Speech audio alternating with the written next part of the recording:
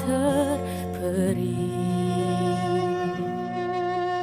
Berapa jarak darimu ya Rasul, serasa di kau di sini. Cinta ikhlasmu pada manusia bagai cahaya surga.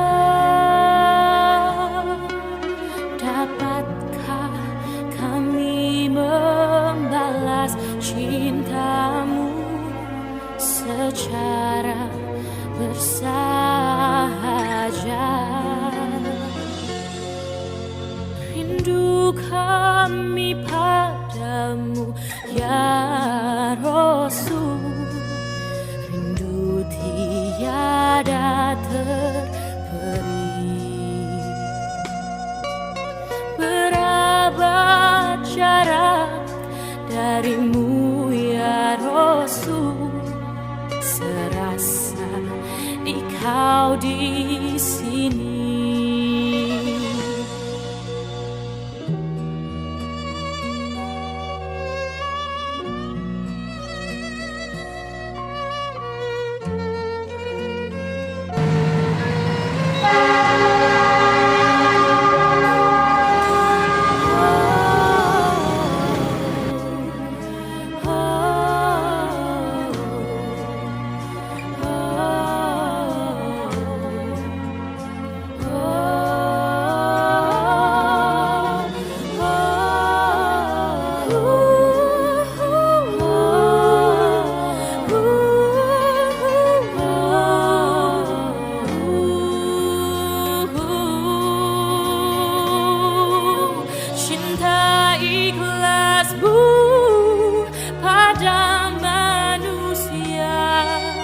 Bagai cahaya surga,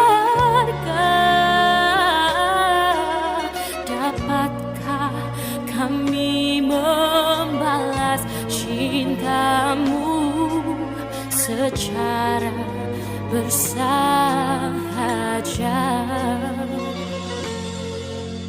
Rindu kami padamu ya Rasul, rindu tiada terperi.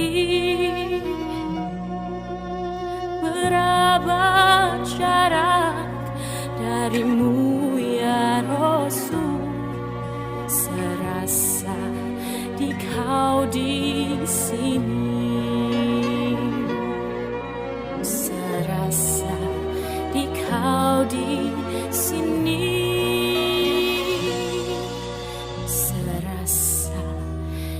Kau di sini.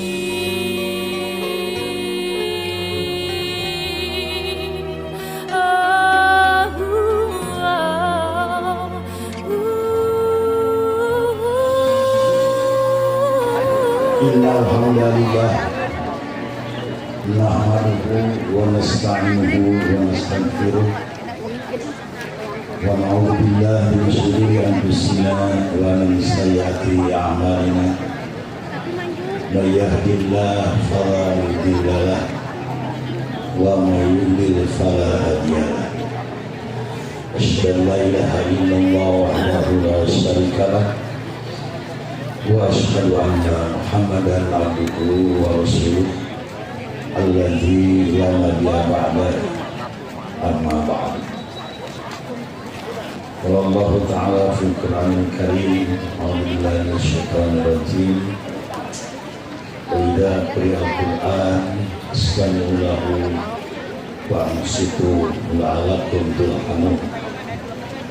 Qala Rasulullah sallallahu alaihi wasallam, fa inna khairal hadits kitabullah wa khairul hadi hadi Muhammad wa syarrul muhdatsatuha wa syarrul umuri muhdatsatuha wa kullu bid'atin dhalalah wa kullu dhalalatin finnar. Wa Muslim dan Islam. Yang kami hormati narasumber kita pada jihad pagi hari ini, Ustaz Dr. Haji JJ Zainuddin MAT, Ketua Umum Pimpinan Besar Persatuan Islam. Yang kami banggakan para jamaah jihad, baik di dalam masjid ataupun di luar masjid. Yang kami hormati para pemirsa Persis TV di manapun berada yang selalu menyimak live streaming kami. Mudah-mudahan kita semua senantiasa bersama ridho dan maghfirah Allah Subhanahu wa Ta'ala. Sebelum kami mempersilahkan kepada Ustaz, ada beberapa hal yang ingin lewat dulu.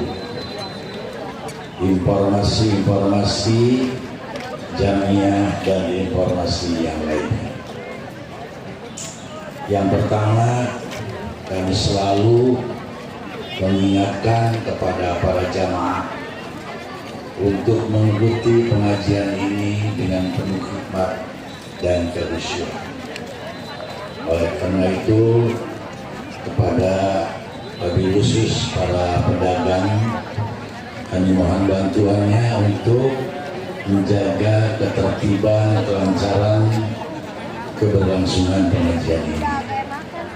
Jangan sampai mengganggu kekhusyuan para jamaah. Kemudian selanjutnya, panitia selalu berusaha, terutama yang di depan masjid dan karya Intak, bagaimana supaya bapak-bapak dan ibu-ibu tempat duduknya untuk sementara di jihad ini berpisah dulu, walaupun itu si Yayang dan si Bebek. Jadi istri sendiri kami sudah menyediakan, inilah untuk akhwat, inilah untuk ikhwan, supaya kelihatannya bagus. Demikian juga kami mengingatkan, walaupun situasi masjid dan sekitarnya jangan 100% husnudon, ada sebagian kecil suudon. Ini aya wae kacopetan ta eta. Ya. Jadi artinya suudon di sini bukan hal yang tidak baik, tapi untuk hati-hati, ya. Menjaga apa yang dibawa oleh kita, loket-loket dan apa-apalah diamankan dengan baik. Ya. Sebab sudah beberapa jihad ada saja laporan. Ya. Jangankan di kita di Masjidil Haram ge copet teh aya gitu. Itulah ya. Jadi kami mohon perhatiannya dan kami ucapkan terima kasih atas segala perhatian Bapak Ibu sekalian, para donatur semuanya demi kelancaran pengajian hari ini, para pemirsa Persis TV yang selalu mengirim biar kening juga kami ucapkan jazakumullah khairan.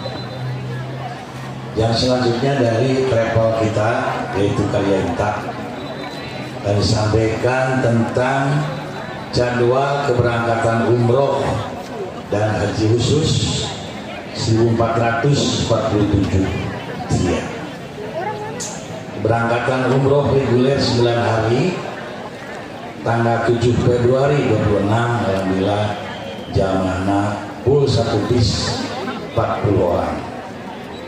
Keberangkatan umroh awal Ramadan 9 hari, insya Allah berangkat tanggal 24 Februari 2026, sudah terdaftar 37 jamaah.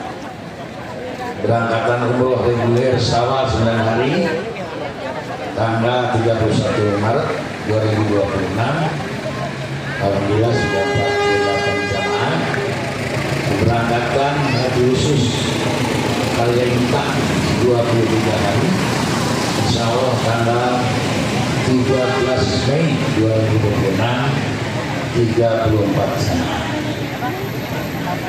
Yang kedua, jadwal pemberangkatan umroh musim baru 1448 Hijriah. Umroh reguler 9 hari 30 Juni 2026. Umroh reguler 9 hari tanggal 4, 8, dan 15 Juli 2026. Umroh reguler 9 hari tanggal 5 dan 15 Agustus 2026, tanggal 12, 19, 23 September 2026, dan 12 hari, paket 12 hari, tanggal 4 Oktober 2026, dan juga 9 hari, tanggal 7 dan 8 Oktober 2026. Demikian juga dibuka pendaftaran program ibadah haji khusus kota resmi pemerintah. Silakan dapat menghubungi admin Karya Inta. Kemudian dari Las Persis, wilayah terdampak musibah membuka kesempatan bagi kita semua untuk berinfak dengan ganjaran yang berlipat ganda. Bagi jamaah jihad yang hendak berinfak untuk wilayah bencana, segera bisa mengunjungi stand Las Persis. Bagi jamaah jihad yang masih memiliki hutang fidyah, silakan tunaikan kewajibannya, mengingat bulan Ramadan akan segera tiba. Insya Allah kita mulai melaksanakan saum tanggal 1 Ramadan 1447 Hijriah, bertepatan tanggal 19 Februari 2026. Kurang lebih tinggal 18 hari lagi. Bagi jamaah jihad yang hendak menunaikan zakat, baik zakat perdagangan, zakat perhiasan, atau zakat-zakat lainnya, bisa langsung menghubungi amil yang sedang bertugas di stand Las Persis. Las Persis mengucapkan terima kasih, teriring doa jazakumullah khairan katsira kepada seluruh jamaah jihad yang secara mudawamah terus menerus menitipkan infak dan sedekahnya guna mendukung pemulihan wilayah bencana Sumatera dan sekitarnya. Dan yang terbaru adalah Desa Pasir Langu, Kecamatan Cisarua, Kabupaten Bandung Barat, satu kampung rata ya, kena longsor, sehingga 80 jenazah belum ditemukan. Kita doakan semoga mereka semua dalam keadaan husnul khotimah ya, mudah-mudahan. Kemudian juga di sini ada brosur dari Universitas Persatuan Islam. Silakan dibaca karena brosur ini dilampirkan di dalam maktabah. Itulah beberapa hal yang kami sampaikan, dan kurang lebihnya kami mohon maaf yang sebesar-besarnya.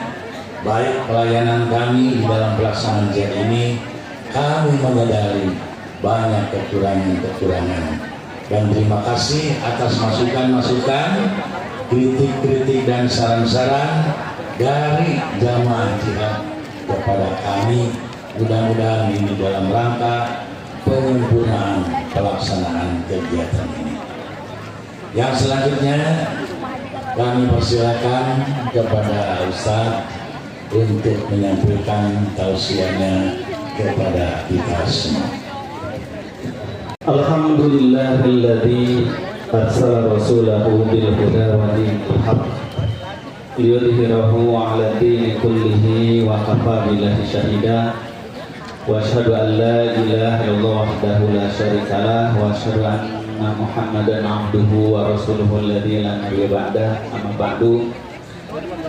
Para jamaah sekalian, pertama-tama kita sanjungkan setulus-tulus syukur kita kehadiran Allah Subhanahu wa taala.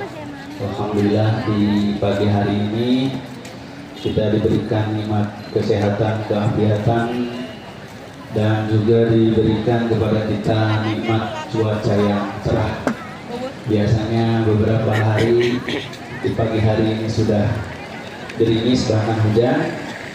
Kita diberikan nikmat pagi hari ini cuaca yang sangat cerah. Semoga menambah kecerahan jiwa kita semuanya, insyaallah. Pagi hari ini insyaallah kita melanjutkan kajian atau tadarus kita, pembahasan tentang fikih sirah atau fikih tentang sejarah hidup Rasulullah Sallallahu Alaihi Wasallam,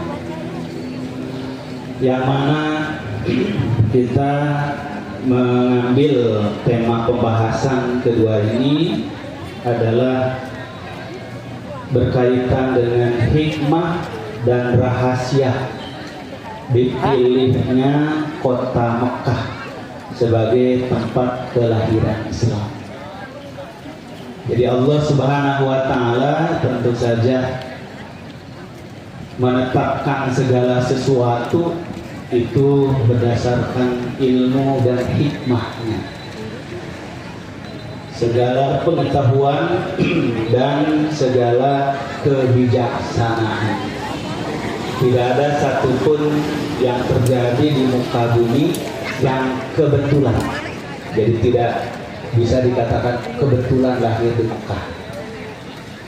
Tidak bisa dikatakan kita semua kebetulan lahir di Bandung, kebetulan lahir di Jakarta. Tidak ada yang kebetulan, tetapi segala sesuatu adalah ketetapan dari Allah Subhanahu wa taala. Dan setiap ketetapan Allah di dalamnya ada hikmah, ada rahasia keadilan dan keagungan Allah yang tersembunyi. Karena itulah manusia hanya bisa menggali, mengkaji, mempelajari, menyingkap apa hikmah yang terkandung dalam setiap kejadian.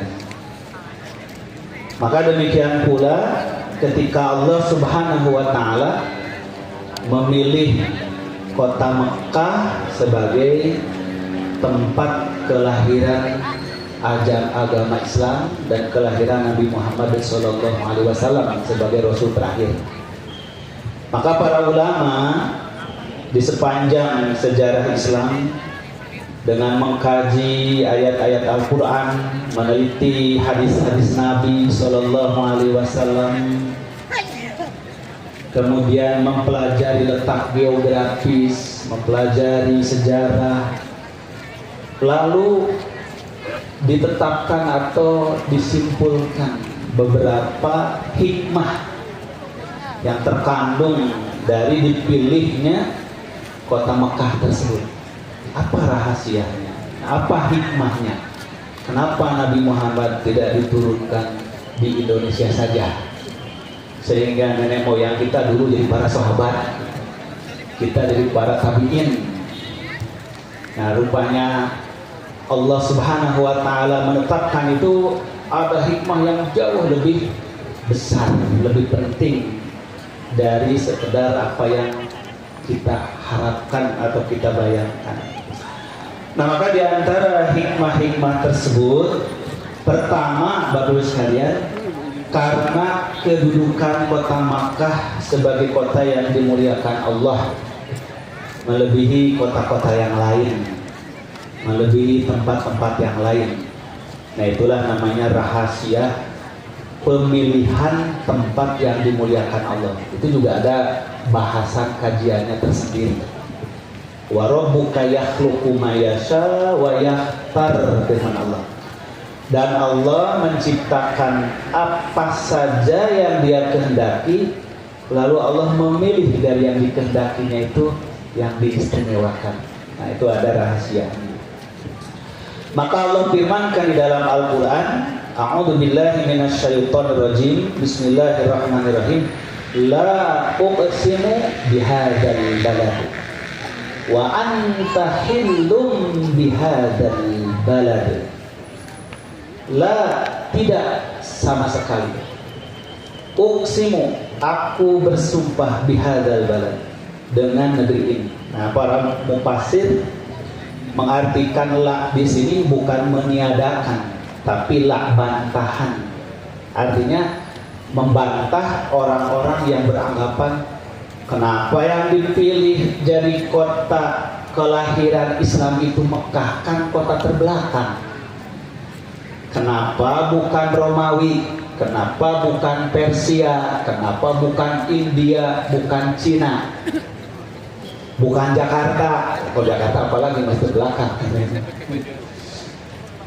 Maka Allah menjawab, la, tidak seperti yang kamu bayangkan. Tidak seperti yang kalian anggap. Uqsimu, aku bersumpah.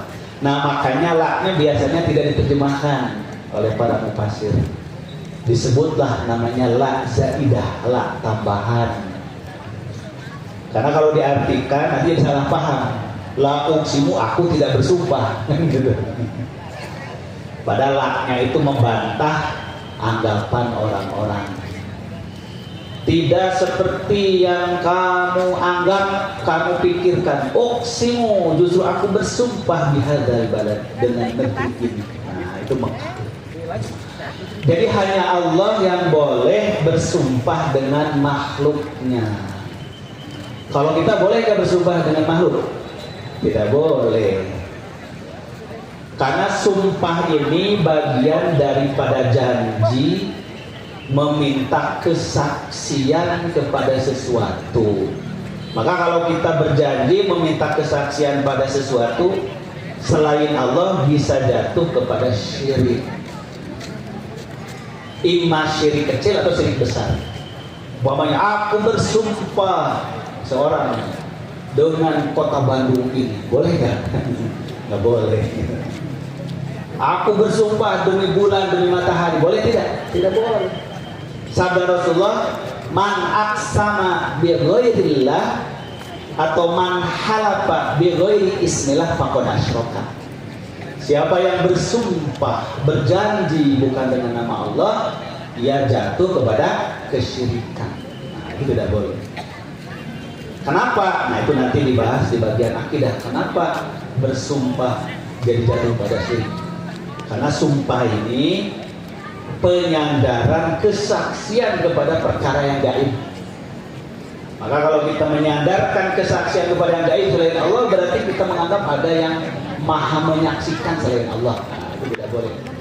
Padahal Allah firmankan wa kafa billahi syahida. Cukup Allah yang jadi saksi kalian. Nah, itu tidak boleh kita mengambil saksi dalam sumpah selain Allah. Nah, tapi kalau Allah Subhanahu wa taala boleh bersumpah dengan makhluknya. Karena sumpah bagi Allah bukan meminta kesaksian, meminta penguatan, tapi meminta perhatian kepada makhluk. La uqsimu bihadzal balad. Aku bersumpah dengan negeri ini. Artinya aku meminta kalian coba perhatikan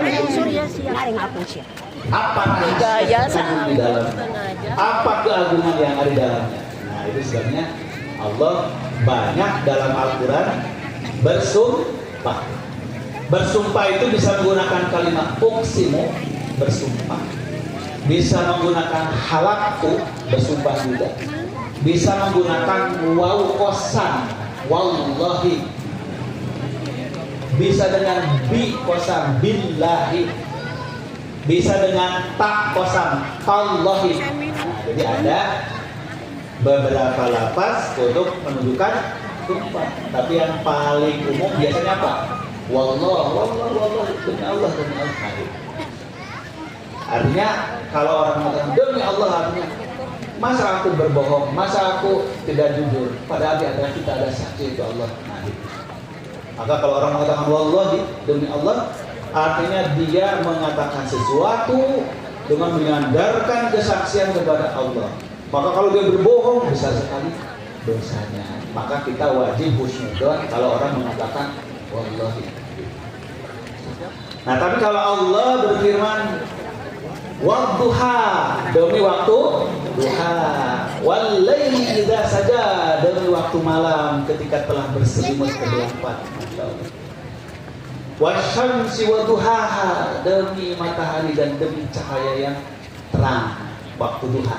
Nah, itu sumpahnya maksud, tidakkah kalian perhatikan betapa keagungan dan rahasiaku yang ada di waktu duha, di waktu malam, di waktu asar. Nah, itu beda maknanya.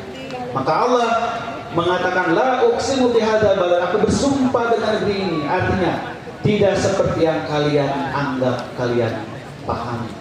Justru di negeri ini ada sesuatu yang sangat besar dari rahasia ciptaanku. Wa anta hillum bihadzal balad, dan engkau Muhammad tinggal menetap di negeri Mekah ini juga tidak sembarangan, tidak kebetulan, tapi aku telah persiapkan. Nah, ini menunjukkan keagungan dari kota Makkah. Lalu di ayat yang lain Allah firmankan wattini. Nah, di sini gunakan kalimat wattin. Wawunya disebut wawu qasam. Arti wawu qasam itu wawu bersumpah. Wawu sumpah. Wattini wazaitun, demi buah tin dan demi buah zaitun. Oh, Allah bersumpah dengan buah-buahan. Maksudnya adalah tidakkah engkau perhatikan demi keagunganku yang aku ciptakan dalam buah tin, dalam buah zaitun. Nah, ini dua buah yang sangat kaya dengan vitamin, sangat kaya dengan unsur-unsur mengandung obat, mengandung khasiat. Ada juga yang berpendapat itu bersumpah kepada tempatnya, disebutnya pohonnya, maksudnya tempatnya. Seperti wattini itu buah tin, wazaitun buah zaitun, atau pohon tin, pohon zaitun. Bapak-bapak, ibu-ibu pernah lihat buah tin zaitunnya? Ada yang belum pernah? Oh, harusnya dibikin gambar di situ. Jangan salah kaprah apa pohon jambu atau pohon. Sekarang sudah banyak dibudidayakan di seluruh dunia buah tin dan pohon tin dan pohon zaitun. Nah, itu nanti kita bahas apa yang terkandung dalam tin dan zaitun, kenapa sampai disebutkan. Ada yang mengartikan maksudnya ke tempat tumbuhnya. Di mana tempat tumbuh buah tin dan zaitun? Asalnya itu adalah di Syam, negeri Syam. Apa negeri Syam itu? Itu negeri Suriah, ibu kotanya Damaskus kan, Syria. Yang kedua adalah Yordania, yang ketiga adalah Palestina. Nah, itu disebut dengan negeri Syam. Dulu itu satu provinsi saja. Jadi di masa Rasulullah, para sahabat, sampai di masa Khalifah Bani Umayyah, itu 3 negara itu dulu satu provinsi, yaitu provinsi Syam, negeri Syam, Palestina, kemudian Yordania dan Syria. Sekarang jadi negara sendiri-sendiri. Jadi artinya negara itu bukan membesar, mengecil. Dulunya satu kawasan, satu provinsi, sekarang jadi negara-negara itu. Bayangkan betapa hebatnya zaman dulu ya.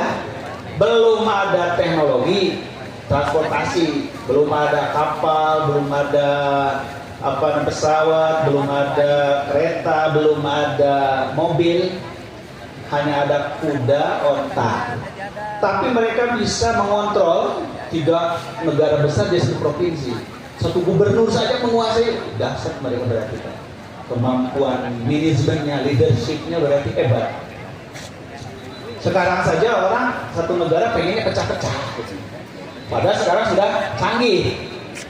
Udah pakai telepon, pakai televisi, tapi pengennya misah-misah, kan aneh gitu. Nah, jadi manusia terkadang paradoks. Paradoks itu apa? Kontradiksi.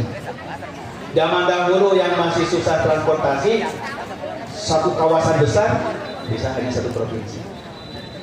Zaman sekarang sudah teknologi maju, malah pengen pecah-pecah, pengen kecil-kecil. Nah, itu sifat manusia. Jadi yang disebut dengan watini wa zaitun, demi tin dan demi zaitun, diartikan juga demi negeri Syam, yaitu Suriah, Yordania, Palestina. Nah, ternyata ini kawasan-kawasan yang sangat strategis yang menjadi perebutan berbagai bangsa untuk menguasai. Makanya itulah tempat pertarungan berbagai peradaban, Persia, Romawi, zaman dahulu, zaman Babilonia, Cina kuno, India kuno, Mesir kuno, itu selalu memperebutkan 3 kawasan itu. Sampai sekarang kota yang terus bergolak. Makanya penduduknya itu penduduk pertemuan berbagai budaya, peradaban dan agama.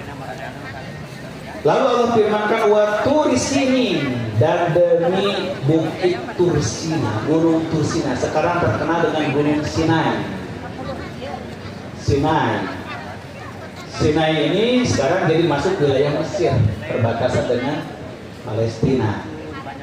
Sinai itulah yang dulu Nabi Musa menerima kitab Taurat. Nabi Musa menerima kitab Taurat. Sedangkan wahadal baladil amin adalah kota Mekah dan demi negeri yang aman. Artinya apa?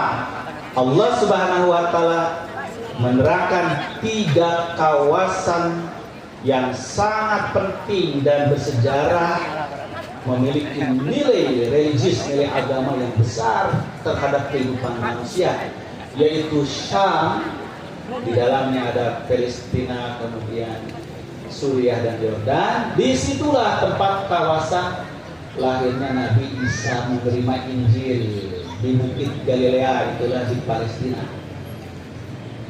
Sedangkan waktu di sini di Bukit Tursina, itulah turunnya kitab Taurat kepada Nabi Musa. Wahadal baladil amin, dan ini negeri yang paling aman, kota Mekah. Itulah tempat diturunkannya Al-Quranul Karim.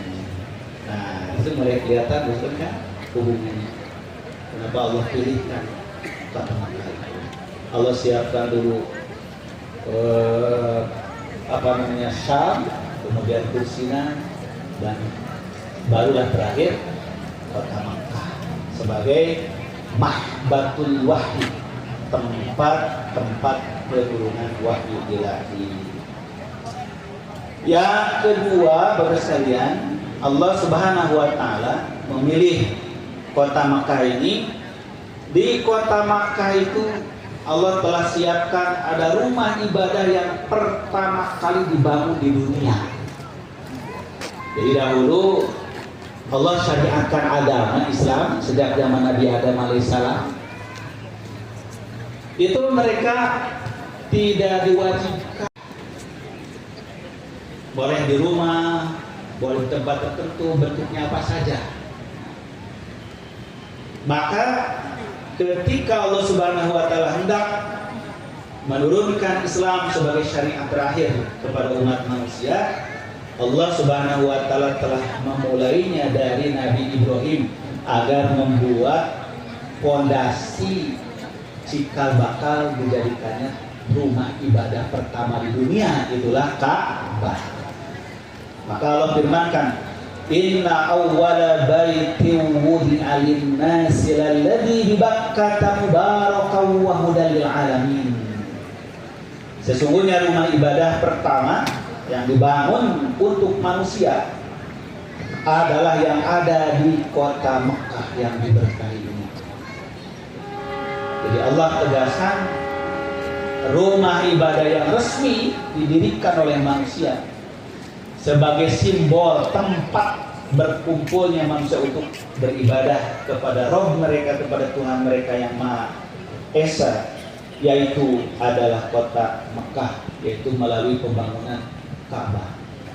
Makanya di dalam Al-Quran nanti Allah sebutkan wa idh yarfa'u Ibrahimu qawa'ida minal bait. Ketika Nabi Ibrahim meninggikan fondasi dari Ka'bah. Nah, hanya para ahli sirah berbeda pendapat apakah Nabi Ibrahim itu yang membangun pertama atau yang meninggikan pertama. Nah, kan berbeda.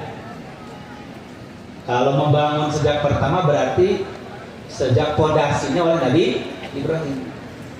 Kalau yang meninggikan bangunannya berarti sebelumnya telah ada yang membangun fondasinya. Maka sebagian ulama menafsirkan ayat-ayat Al-Quran karena kalimatnya wa idh yarfa'u Ibrahimul qawa'ida, ketika Nabi Ibrahim meninggikan fondasi-fondasi itu berarti sebelumnya telah ada fondasi dasarnya.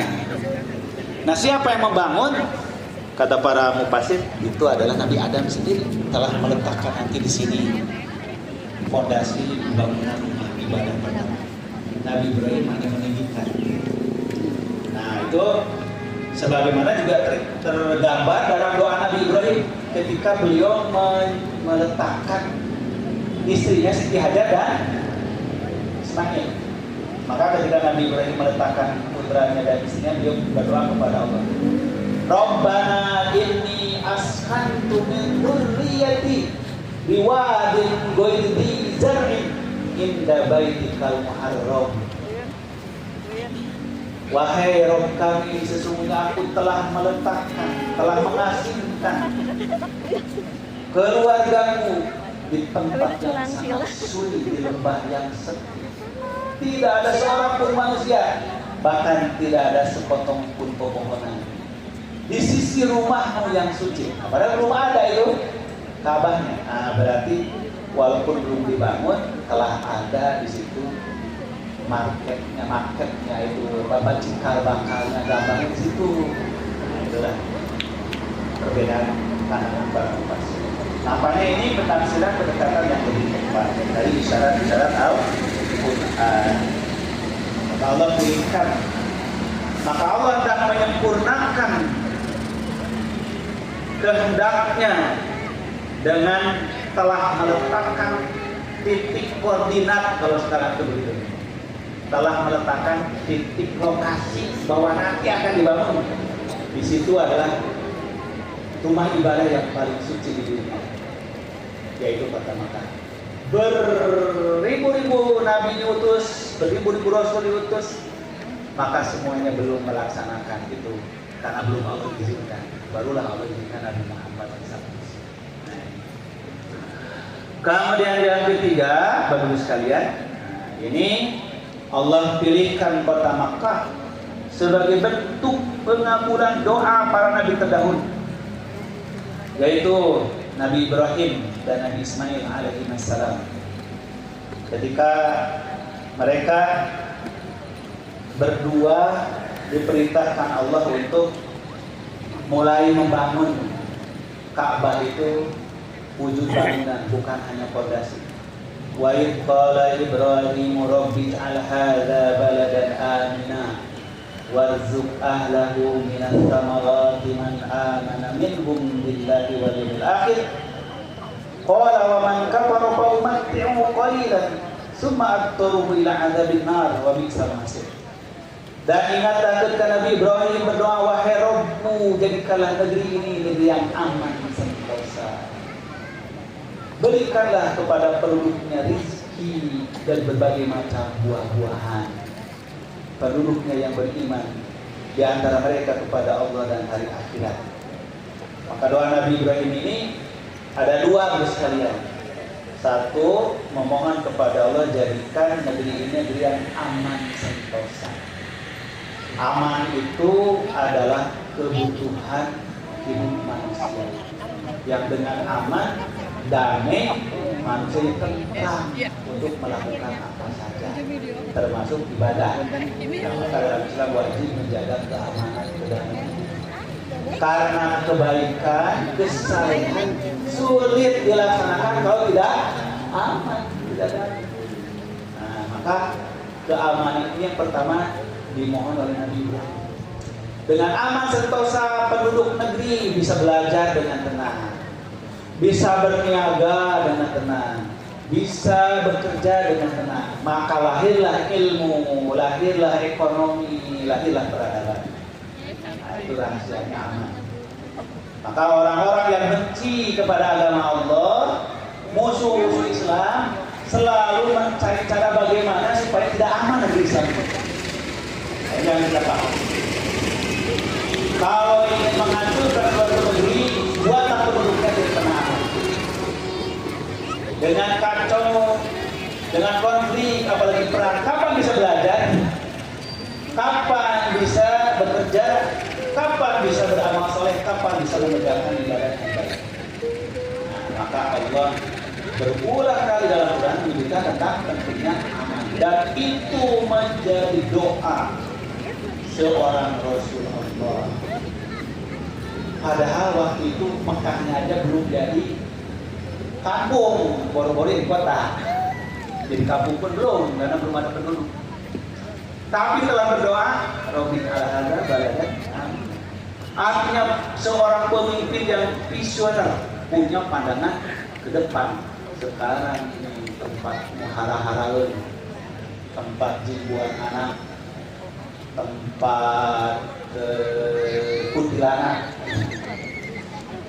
Tapi nanti akan jadi kota yang hebat. Nah, itu dari seorang pemimpin sudah punya visi yang jauh ke depan.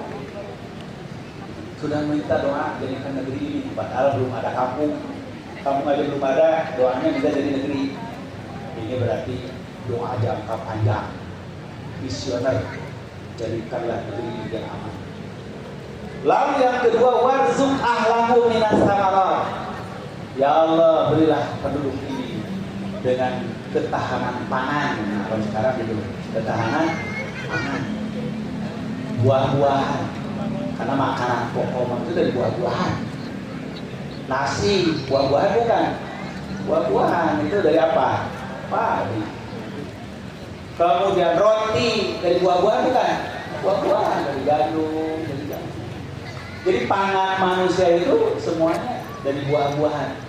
Hanya ada buah yang nongol munculnya itu di pucuk, ada yang buah nongolnya di akar, gitu ya. Ada yang numbuh buahnya itu di pucuk, itulah yang kita petik buahnya.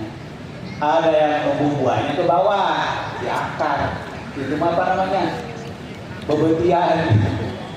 Coba cari bahasa yang bisa bebetian apa? Umbi-umbian. Nah, itu cara Allah menciptakan rizki manusia. Maka betul bahwa suatu negeri akan maju, akan kuat kalau dia memperhatikan dua hal. Pertama adalah menjaga stabilitas keamanan. Yang kedua adalah membangun kesubur makmuran, ketahanan pangan. Itu strategi yang dibangun Nabi Ibrahim alaihissalam. Maka suatu negeri yang hancur, mundur, bahkan bubar, ada negeri yang bubaran? Ada. Pasti negeri yang kacau. Negeri yang kacau, tidak terkendali, di mana-mana kejahatan, di mana-mana konflik. Itu sebabnya saya tadi katakan, menghancurkan suatu negeri gampang, buat penduduknya konflik. Lihat bahasa sekarang apa yang terjadi di Suriah, di Irak, di Yaman, di Sudan. Innalillahi wa inna ilaihi. Sudah lebih dari 20 tahun mereka terus konflik. Bagaimana bisa membangun peradaban rahmatan lil alamin? Yang kedua, menghancurkan suatu negeri, rusak pangannya, sinak kelaparan. Betul? Nah, Maka umat Islam telah diberikan pelajaran oleh Allah. Perhatikan dua hal ini. Harus cinta terhadap kedamaian dan keamanan. Jangan mudah diprovokasi dan domba, karena di belakangnya ada musuh-musuh yang sengaja untuk membuat kita konflik. Yang kedua adalah merusak ekonominya, hancur negeri itu. Bapak Ibu sekalian, bagaimana jatuhnya dulu presiden pertama Bung Karno di Indonesia? Karena apa? Konflik, PKI, pemberontakan, jatuh ya. Bagaimana jatuhnya Pak Harto? Dengan apa? Ekonomi. Dolar dari 1.500 jadi 16.000. Ya semuanya. Itulah jadi pintu masuk. Kerusuhan, hancur negeri. Sekarang yang dilakukan Amerika dan antek-anteknya ke semua negeri, apa yang dilakukan? Itu. Pertama adalah ciptakan suatu negeri jangan pernah damai, sehingga mereka tidak sempat untuk membangun apapun, tidak sempat untuk belajar, tidak bisa untuk membangun ekonomi, tidak bisa untuk membangun peradaban. Yang kedua, rusak ekonominya. Siapa yang sekarang kita lihat? Iran. Masya Allah, Iran itu sampai 6.000% naik dolar. 1 real Iran itu bisa sampai 1,6 juta rial. Kita kacau, berontak di mana-mana, Pak. Apa yang terjadi? Benturanlah pemerintah dengan rakyat. Para pedagang pasar, para petani kecil, semuanya demo besar, berjuta-juta orang demo.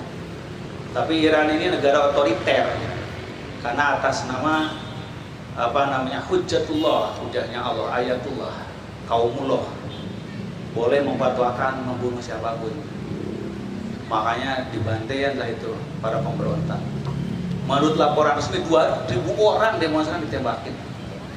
Tapi menurut laporan para LSM lebih dari 12.000 orang ditembakin dari tangan.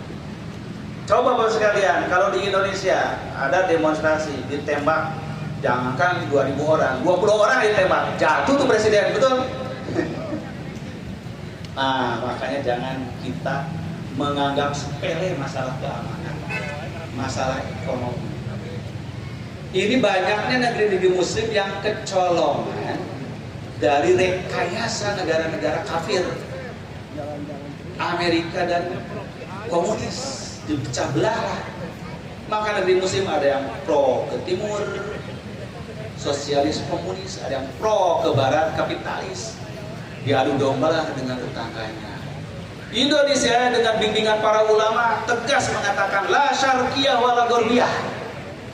Kita tidak boleh blok timur, tidak boleh blok barat. Kita ini umatan wasato. Siapa itu mengajarkan? Para ulama kita. Bapak Dr. Muhammad Nasir berapa kali dalam pidatonya mengatakan la syarqiyah wala gharbiyah. Kita ini tidak timur, tidak barat. Kita umatan wasato. Karena tahu rekayasa musuh dalam menghancurkan negeri muslim. Nah sayangnya Bapak sekalian, banyak terkadang di internal kaum muslimin kita sendiri nggak paham rekayasa musuh-musuh Islam ini. Akhirnya menganggap diprovokasi itu seneng, rame gitu ya, di medsos ribut. Tidak tahu itu dipantau oleh dunia luar. Wah, berarti orang Indonesia itu sudah terbelah. Tinggal nunduk saatnya nanti lah. Itu. Apa saja Bapak sekalian yang kita keluarkan di HP kita, di WA, di Instagram, semuanya telah didata oleh mereka, di big data mereka. Karena HP kita itu kan semuanya mereka yang punya itunya, datanya. Sedunia itu oleh mereka sudah dikontrol. Setiap negeri ini sudah terbelah belum? Oh, Indonesia sudah terbelah, gampang lah, tinggal nunggu saatnya. Itu sebabnya kewajiban para ulama kenapa selalu bekerja keras. Jauhkan ini perpecahan, jauhkan. Karena ini di belakangnya ada rekayasa. Tapi, nah jangan sampai ada anggapan karena tidak boleh berpecah, tidak ada amar ma'ruf nahi munkar. Nah itu tidak boleh. Dalam Islam amar ma'ruf nahi munkar wajib. Tapi beda nahi munkar dengan memfitnah, beda dengan memprovokasi, beda dengan menimbulkan kebencian, beda. Nah, karena memanfaatkan isu amar ma'ruf nahi munkar itulah media sosial dimanfaatkan untuk memfitnah, menimbulkan kebencian, mengadu domba. Jadi orang tidak bisa membedakan mana perintah kritis amar ma'ruf nahi munkar, mana rekayasa musuh untuk mengadu domba. Itulah yang terjadi sekarang di negeri muslim. Hanya mereka menyesal sekarang. Saddam Hussein diberontak, dijatuhkan. Disangkanya setelah dijatuhkan gampang lagi nyari pemimpin. Setelah jatuh sampai sekarang dari 2003 sekarang sudah 22 tahun belum berhasil mencari seorang pemimpin. Karena si ini pemimpin diberontak sama ini. Bayangkan sekalian, itu mereka bahasanya satu bahasa Arab, sukunya sama, suku-suku. Bayangkan kalau Indonesia yang beribu-ribu suku, ribu bahasa, akan lebih mudah dipecah belah sama orang. Ini kandungan-kandungan Al-Quran dalam mengajarkan kita sebagai umat harus punya visi ke depan. Bangsa yang besar, bangsa yang mampu menjaga keamanan, dan bangsa yang menjaga ketahanan pangan, kesubur makmuran. Itu maksudnya. Inilah yang digambarkan Nabi Ibrahim. Nah, kemudian firman Allah, nggak boleh wahai engkau Ibrahim berdoa itu egois, hanya untuk yang beriman saja. Gitu. Kata Allah, yang tidak beriman juga aku kasih juga di dunia sedikit. Gitu. Karena kalau dunia ini mah tempat bersama. Inilah Islam mengajarkan tidak boleh kita egois. Dunia ingin punya kita saja. Seperti Indonesia ini gak bisa hanya milik kita saja orang Islam. Karena faktanya ada non-Islam. Maka Allah firmankan, adapun yang kafir aku akan kasih juga, tapi dunia ini saja. Nanti mereka di akhirat baru diazab sebagai kedurhakaan mereka. Nah, lalu firman Allah, wa id yarfa'u Ibrahimul qawaida minal baiti wa Ismail. Rabbana taqabbal minna innaka antas samiul alim. Dan ingatlah ketika Ibrahim meninggikan dasar-dasar Baitullah bersama Ismail. Selaya berdoa, ya Tuhan kami, terimalah dari kami, sesungguhnya Engkau Maha mendengar lagi Maha mengetahui. Tadi telah disinggung, kami berarti mengangkat saja fondasi. Nah, baru yang di ayat berikutnya, Rabbana waj'alna muslimaini laka wa min dzurriyyatina ummatan muslimatan lak. Ya Tuhan kami, jadikanlah kami berdua ini muslim. Nanti dari berdua ini jadi umat muslimah. Nah, ini artinya strategi dakwah. Dakwah itu dimulai dari pribadi, keluarga, lalu keturunan. Baru nanti akan terbentuk umat. Jadi tidak bisa Bapak sekalian kita menegakkan Islam itu sendirian. Tidak bisa hanya satu keluarga, tapi harus satu umat yang kuat. Jadi doa-doa Nabi Ibrahim ini adalah doa-doa inspirasi kepemimpinan. Maka para pemimpin itu harus selalu baca doa ini. Jangan-jangan di umat Islam masih banyak pemimpin yang nggak tahu doa ini. Akhirnya negerinya subur, tapi pangannya impor, kan gitu kan? Karena doanya banyak pohonnya, bukan banyak buahnya. Kalau doa Nabi Ibrahim realistis, negeri Mekah itu kan kering kerontang. Jadi berdoanya minta apa? Minta buah, bukan minta pohon. Kalau minta pohon bagian umum gimana di padang pasir? Maka yang diminta Nabi Ibrahim, ya Allah, banyakkanlah buahnya ke sini. Maka di Mekah itu nggak ada pohon, banyak buah. Bapak Ibu pernah umroh? Pernah. Pernah kekurangan buah di sana? Nggak pernah. Gitu. Kalau di kita segala pohon numbuh, buahnya yang susah. Sama aja dengan di Arab, jadi ekspor impor juga. Nah, maka yang terakhir ini Al-Baqarah 6-9 ya. Rabbana wab'as fihim rasulan minhum yatlu 'alaihim ayatika wa yu'allimuhumul kitaba wal hikmah wa yuzakkihim innaka antal azizul hakim. Wahai Rabb kami, bangkitkanlah di tengah mereka seorang rasul. Nah, inilah pengabulan Allah. Maka kata Nabi Muhammad, aku ini adalah wujud pengabulan doa kakekku Ibrahim. Masya Allah. Berapa lama Bapak Ibu Nabi Ibrahim berdoa dikabulkan Allah? 3000 tahun. Berapa lama? 3000 tahun. Kita baru berdoa 3 hari saja udah putus asa. Nah, itu bedanya kita dengan Nabi. Jadi berdoa itu visi masa depan, jangan dia sekarang. Maka jangan sekali-kali kita merasa pesimis, apalagi putus asa dengan doa kita. Kita mendoakan putra kita yang nakal. Ustaz, asa era aku pangeran. Nah era ngadoakeun pun anak sakitu bandelna didoakeun boga turan soleh gitu. Jangan malu, jangan ragu. Mungkin tidak oleh anaknya, tidak oleh cucunya, mungkin oleh buyutnya yang keberapa nanti, oleh janggawarenya. Ah itu, Masya Allah. Dari Nabi Ibrahim ke Nabi Ismail, dari Nabi Ismail ke Nabi Muhammad itu ribuan tahun. Nah ini gambaran-gambaran Allah cara mengajari kita dengan ayat-ayat. Jadi Nabi Muhammad itu dipilih di kota Mekah, wa anta hillum bihadzal balad, telah dipersiapkan oleh Allah sejak Nabi Ibrahim. Rabbana wa ba'athbihim rasulan minhum. Ya Allah, bangkitkan bagi mereka seorang rasul yang akan mengajari mereka ayatmu, mengajari kitab dan hikmah. Nah, jadi tidak mungkin kitab dan hikmah diajarkan, ilmu pengetahuan disebarkan, peradaban dibangun kalau negerinya kacau balau, kalau negerinya tidak aman tentram, tidak subur makmur. Maka Allah firmankan, yaitu fal ya'budu rabb hadzal bait alladzi at'amahum min ju'in wa amanahum min khauf. Maka hendaklah kalian beribadah kepada Rabb pemilik Ka'bah ini. Kenapa?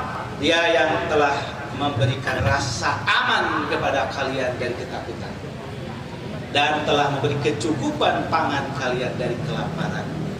Maka walaupun mereka tanahnya kering kerontang, tidak pernah kelaparan. Allah selalu cukupi. Ini dua modal dasar sebuah kemajuan peradaban: aman, damai, tentram, dan subur makmur, ketahanan pangan. Berikutnya Bapak sekalian, nah yang keempat, Allah pilihkan kota Mekah ini karena letak geografisnya yang sangat strategis, sangat tepat bagi penyebaran Islam ke seluruh dunia. Kota Makkah berada di seakan-akan di jantung planet bumi. Nah, gitu. Jadi kalau nabi-nabi Rasul yang lain ya nggak apa-apa diutus di ujung-ujung planet bumi ini di yang lain, karena hanya untuk kaumnya, hanya untuk kaum. Likulli ummatin rasulan, tiap umat pasti ada rasul. Maka kita harus yakin di Indonesia pernah ada rasul. Cuma karena tidak tercatat, gitu, nggak ada dokumennya, jadi nggak berani mengklaim. Di semua negeri pasti itu janji Allah, tidak ada Allah melepaskan satu kaum tanpa ada nadir, pemberi peringatan, rasul. Ada, pasti ada. Hanya hilang di telan sejarah karena mereka nabi lokal, rasul lokal, sakampungan, sakotaan, sanegrian. Begitu habis negeri itu hilang, ya hilang, dan kampungnya juga, agamanya juga. Tapi kalau Allah hendak mengutus Nabi Muhammad, bukan sakotaan, bukan sanagaraan, bukan sakauman, sajamahan, tapi sepanjang masa dan seluruh dunia. Maka Allah pilih di mana tempat yang mudah menyebar ke seluruh dunia. Itulah Mekah, qalbul ard, jantungnya planet bumi. Jadi kata para ahli Bapak sekalian, kalau Ka'bah Itu ibarat ini bumi bulat seperti bola ya. Nah Ka'bah itu ada di titik tengah diameternya, ditarik ke ujung manapun itu sama ujungnya. Jadi kalau bumi di bulat, nah tengah titiknya itu ada Ka'bah. Kalau ditarik kemanapun. Makanya kenapa dalam 50 tahun Islam menyebar ke 5 benua, bayangkan. Rasulullah memimpin dakwah langsung oleh beliau hanya 22 tahun lebih. Kemudian para khulafaur rasyidin 30 tahun. Jadi hanya 52 tahun. Sudah tuntas itu menyebarkan Islam semua langit. Tinggal menuntaskan sampai ke pelosok-pelosok. Ini rahasia yang sangat besar dari ciptaan Allah. Maka firman Allah di dalam Al-Quran, Ja'alallahul ka'batal baital harama qiyaman lin-nasi wasyahrul haram wal hadya wal qala'id. Dzalika lita'lamu annallaha ya'lamu ma fis samawati wa ma fil ard wa annallaha bikulli syai'in alim. Allah telah menjadikan Ka'bah Baitul Haram sebagai pusat peribadatan dan urusan dunia manusia. Qiyaman, sebagai penegak, sebagai diameter poros diameter bumi. Maka Allah jadikan ada bulan haram, ada hadyu, ada qolaid, yaitu menjadikan syiar-syiar ibadah haji. Qolaid ini hewan-hewan kurban yang telah ditandai untuk jadi hadyu waktu haji. Itulah kehendak Allah Subhanahu wa taala. Ada satu ayat lagi yang tidak saya cantumkan di sini Bapak sekalian, itu dalam surah Asy-Syura ayat 7. Allah menyebut kota Makkah sebagai Ummul Qura. Jadi induknya negeri-negeri. Wa kadzalika auhayna ilaika Qur'anan Arabiyyan litundhira ummal qura wa man haulaha. Demikianlah aku wahyukan kepada engkau Muhammad Quran berbahasa Arab untuk engkau memberi peringatan kepada induk negeri. Jadi kota Makkah ini disebut induk negara, induknya bumi, ibunya negeri. Artinya semua kota di bumi ini semuanya anaknya. Nah dari induk itulah akan menyebar. Litung dirahummal qura wa man haulahu, wa man haula, agar engkau memberi peringatan kepada ibu negeri itu dan kepada kota-kota sekelilingnya. Nah maka Bapak sekalian, kalau kita ditanya kenapa Ustaz sekarang pusat penentuan waktu itu Greenwich di Inggris bukan di Mekah, maka jawabnya karena kita kalah gitu. Betul nggak? Karena kita apa? Kalah. Kalah apa? Kalah politik, kalah kuat, kalah di perang dunia. Kalau kita menang ya Mekah yang jadi pusat penentuan waktu, bukan Greenwich. Karena harusnya Mekah jadi pusat jam. Makanya karena kita ini kalah, jadi kita dianggap pusat waktu itu ukurannya lah Mediterranean Greenwich itu. Harusnya Mekah yang menjadi pusat penentuan tanggal dan waktu. Makanya kita dengan Mekah, kalau Mekah pusat kota itu bukan beda 4 jam, beda 20 jam harusnya. Ini yang menyebabkan suka jadi bingung masyarakat itu, pusing. Ustaz, kita tekan paling duluan dari Mekah. Kenapa terkadang Ramadan kita belakangan? Pusing nggak? Suka ada yang bertanya begitu? Banyak. Kita teh Ustaz kan lebih dulu terbit matahari teh. Tapi kenapa lebaran duluan Arab? Saya mau mungkin ke Arab saja. Ada begitu? Banyak. Nah, karena itu korban Greenwich gitu. Korban Greenwich, ngitung waktunya dari Greenwich. Kita dengan Mekah itu bukan beda 4 jam, beda 20 jam kalau dalam hitungan kalender hijrah. Ini Mekah muter ke bawah, nah gitu di sini. Karena matahari itu dimulai dari sini ke sini. Maghrib di Mekah baru sini. Makanya jangan heran kalau ada kalanya Ramadan duluan Kalau duluan kita pasti salah itu. Bareng bisa mungkin, tapi kalau duluan tidak mungkin. Karena itu dari sini. Bukan ke sini ngitungnya, karena titiknya dari sini, muter ke sini. Nah, kalau dari sini ke sini itu karena ngikutin waktu. Nah, makanya Bapak sekalian, dalam hal penanggalan kalender Hijriah itu justru Saudi bisa lebih dulu dalam hal awal bulan Hijriah. Kenapa? Kalau hari duluan kita, karena kita ngikutin standar Greenwich. Begitu. Maka umul qura. Ini teh mau dirubah teh susah Bapak sekalian. Karena harus perang dulu. Perang dunia ketiga, hancur semuanya, udah ketemu di hari akhirat. Ketemu di hari akhirat, baru benerin bareng-bareng. Ya sama dengan sekarang, kenapa semua standar harus dolar? Kenapa Ustaz kita nggak gunakan rupiah saja? Ya karena itu perjanjian dari perang dunia 2, kita kalah. Segala transaksi global harus pakai dolar. Urang rek naik haji wae, ongkosnya kudu ditunggu dolar. Karena real. Begitu dolar naik, ambruk rupiah kita. Itulah politik global. Kenapa pusing-pusing saja? Tiap negara aja punya uang masing-masing. Nyajak kurang itu teh. Cek Amerika mah. Itu yang menyebabkan kenapa Venezuela ditangkap presiden. Itu menyebabkan Indonesia diancam, Iran diancam karena ingin keluar dari dolar melalui BRICS. Maka siapa yang ingin melawan dolar, melawan waktu, dihabisin oleh negara-negara baru.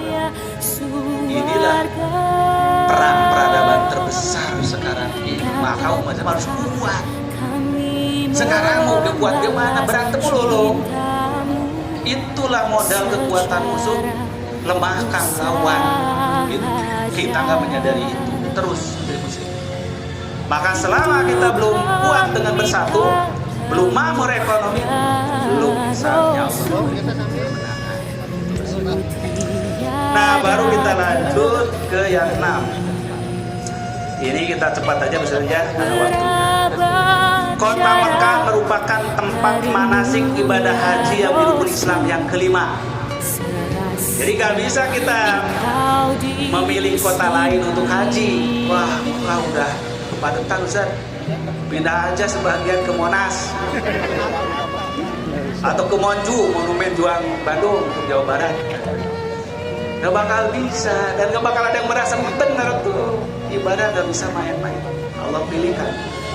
Ternyata memang tidak bisa dipindahkan. Dilihat dari apapun gak bisa itu hanya dipindahkan. Dari segi alamnya yang berbeda tempat lain. Bapak sekalian, kalau manusia berkumpul 2 juta satu tempat, jangankan berbulan-bulan, sehari 2 hari ya, kira-kira ke semua tempat itu. Bau pesing, bau busuk, laler di mana-mana, penyakit di mana-mana. Kenapa kalau Saudi tidak? Di mana-mana terserah oleh alam, semua bau kotoran. Coba sekalian kalau di Monas ada di Senayan itu ada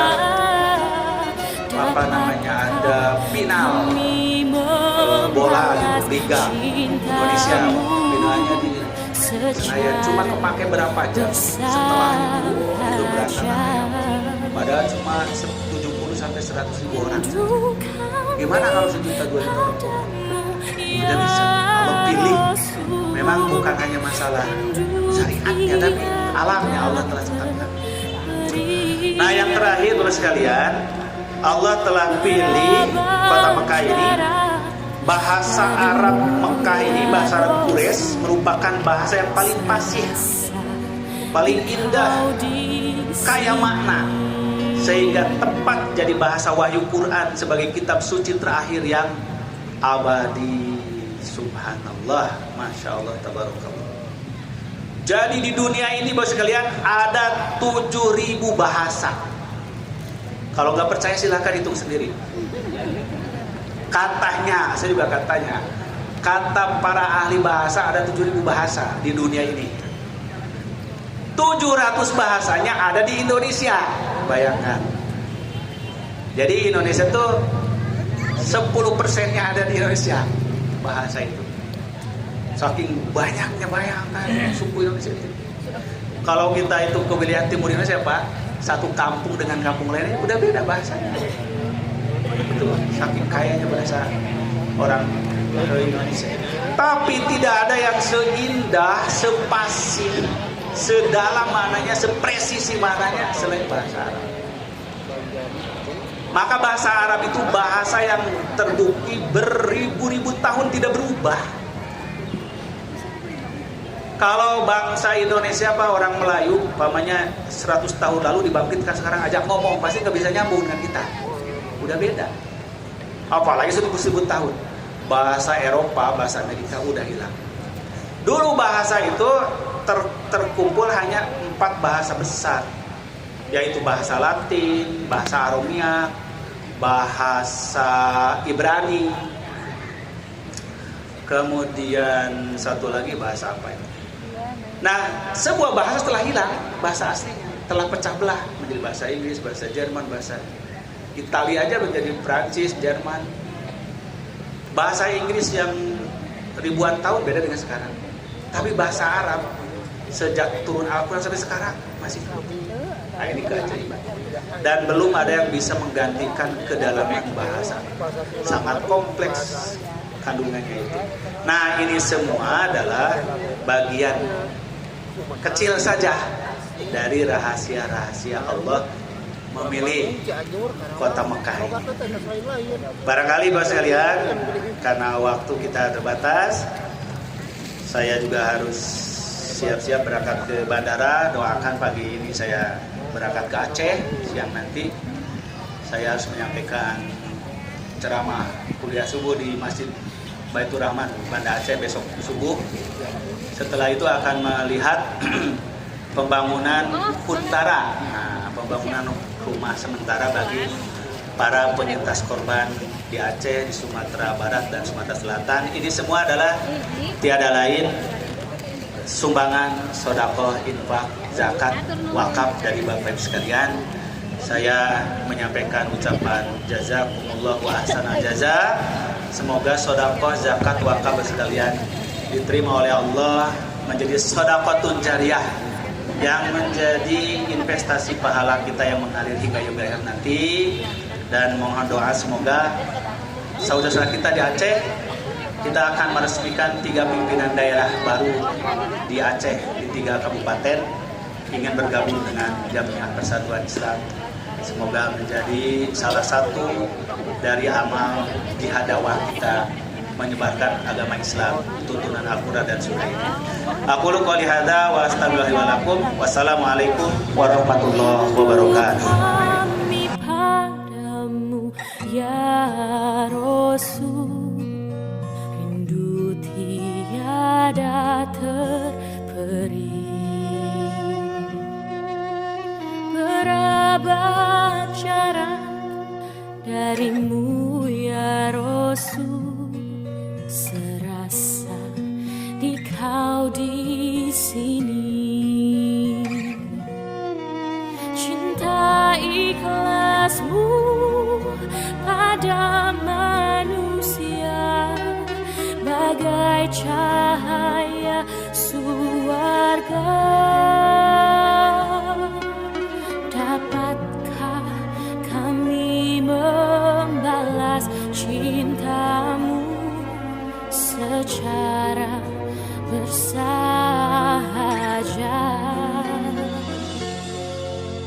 Rindu kami padamu ya Rasul, rindu tiada terperi, berabad jarak darimu ya Rasul, serasa di kau di sini.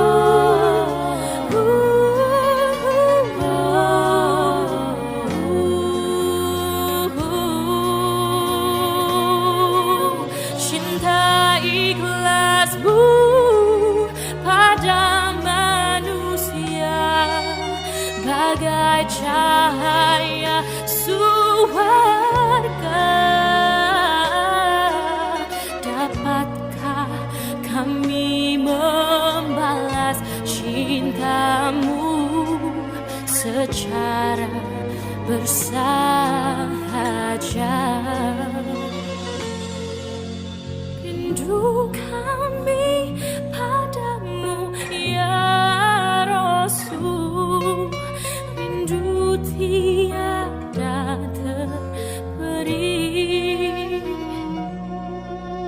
berabad jarak darimu ya Rasul, serasa di kau di sini.